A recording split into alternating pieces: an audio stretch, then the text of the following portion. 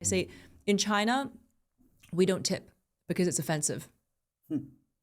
If you go to a restaurant and you leave a tip above what is due, it's considered offensive. But when I was 14 years old and I left Hong Kong and came to the States, and I didn't tip my taxi driver, because in Hong Kong and Asia, we don't tip taxi drivers above what the bill is. I did that in Exeter, New Hampshire, and I got yelled at by the taxi driver. Right. And so now whenever I go out somewhere, I'm humble, I want to learn, and I seek out people who would have the answers in those particular fields, and I ask them. Yeah, I mean, you kind of displayed it there. As soon as we met just 20 minutes ago, you were asking me all these questions about my story. I think you're like one of the very few rare gets that have actually taken the time to do that. So you're obviously putting it into practice. I want to go into your story a little bit. So you call yourself Miss Manners with a touch of Machiavelli. Yeah. What does that mean? And what's your history and your story for people that may have not heard about you so far? Well, I've lived a couple of different lives, and I continue to live some more lives. I grew up in Hong Kong mostly, then studied in the States, Phillips Exeter, Georgetown, Harvard Business School. Fun fact, I was a year behind Mark Zuckerberg in high school. Really? And when he founded Facebook, I mean, that term Facebook came from Phillips Exeter. It came from our school directory book. Colloquially, everybody called our school directory the Facebook. So we'd say, oh, get an extension in the Facebook, get her email in the Facebook, da-da-da-da. And so that's where Facebook came from.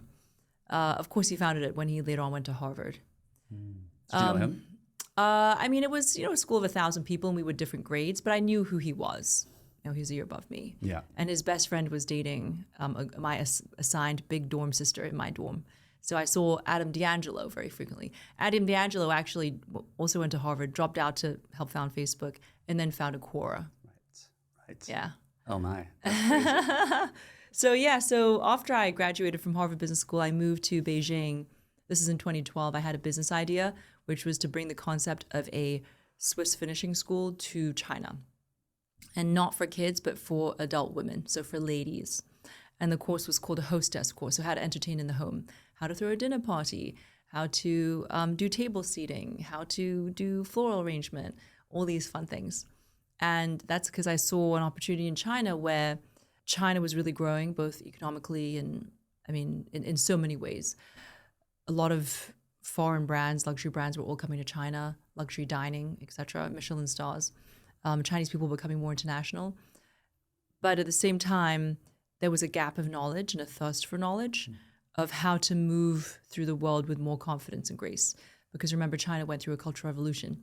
And so they were very isolated for a very long time and only really opened up in the 1990s with economic reforms. So China only really opened up then. You had people, some of my students, my etiquette students, they grew up with nothing, with not very much at all. And then now they have everything they could want in the world, right? But at the same time, their children are becoming very international, are going to study abroad, and they're becoming more international. So they wanted to know, like, how do I behave, or how do I put other people at ease around me, from different cultures? How do I represent myself, my family, my country? And so I did that for about 12 years. At its height, I had 2 physical schools in Beijing and Shanghai. So I had a 四合院, like a courtyard school in Beijing, and then a villa in the French concession in Shanghai. Many, many fun stories. What a ride. Is that still running? No, because in 2024, I left China and moved to LA. I felt that I sort of closed that chapter. 12 years is a very long time to run the business, but also because Netflix had heard about what I was doing in China and made a show out of it, which was Mind Your Manners. Right. And it's a makeover reality show, kind of like Queer Eye, but instead of 5 gay guys, it's me, one Asian girl, doing the makeovers. And because of that, I had more opportunities in the States. And I felt that while I loved teaching etiquette, for me, I really am motivated by personal growth. And I wasn't really learning anything new for myself by teaching it, by doing the same job for 12 years. And so I was ready for a shift and for a change. So after coming out with a Netflix show and my etiquette book, I actually pivoted towards the US, and I launched a beauty brand. It's actually a menopausal skincare brand. It's called Anti-Vorta, and we use traditional Chinese medicinal herbs formulation for intimate care. So for down south, for in the form of wash wipes and sprays. Right. Got it. Well, we can definitely dig into that. I want to go deeper into the lessons you've learned teaching people in China around how to be, I guess, more higher in etiquette. I can relate a lot to that, which is having not really grown up with that, but now starting to enter rooms where perhaps I feel kind of out of place in some ways because I made it in terms of success from a business perspective, but I'd never really been taught how to act around those rooms. And I think a lot of people have that right now, which is they know how to get into the room for those people, but once you're inside of the room, you don't really know how to read the room, how to act, how to connect with people in that way. What are some of those lessons that you've learned that perhaps these higher status people are doing differently once they're inside of these rooms? You know, it's so interesting, again, to bring in my stepson again, because I have these conversations with him all the time. And he actually does miss a lot of social cues. He's also on the spectrum, but high functioning, which I feel a lot of children are, or a lot of people are these days. And but also he wasn't given the opportunity to really be taken out and taken to social events with other family friends or with other adults. It wasn't common in his life until I came into his life. And I think it's so important, if you want to learn social cues and you want to be socially fluent and you want to feel at ease around other people and know how to put other people at ease, is that you always just have to continue putting yourself out of your comfort zone.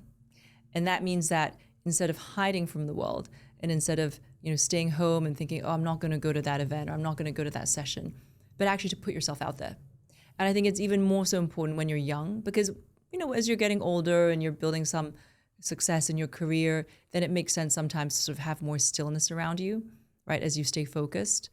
But especially when you're younger and you're sort of post-graduation in your 20s and, as part of your 30s, that's when you really want to be networking and building and meeting people in different industries and learning and growing as much as you can. So it's just important to go to as many of those things as possible and then to be observant, right? Again, to have that heightened sense of self-awareness and of other people. And I love reading psychology books, or even, for people who like to watch TV, just watching shows that are related to that, or just observing different kinds of things.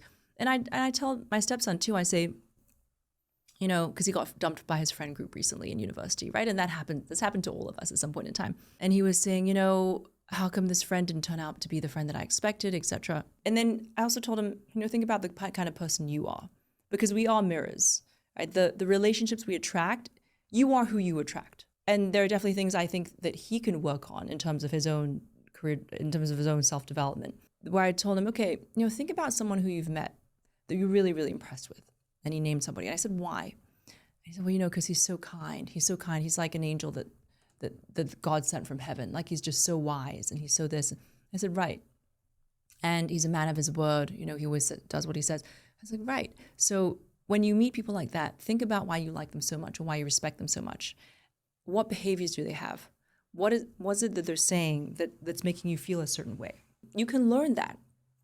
And then when somebody, let's say, doesn't make you feel comfortable, right? Or they make you feel on edge or something like that. Or even if your gut feeling is telling you yourself, I don't trust this person.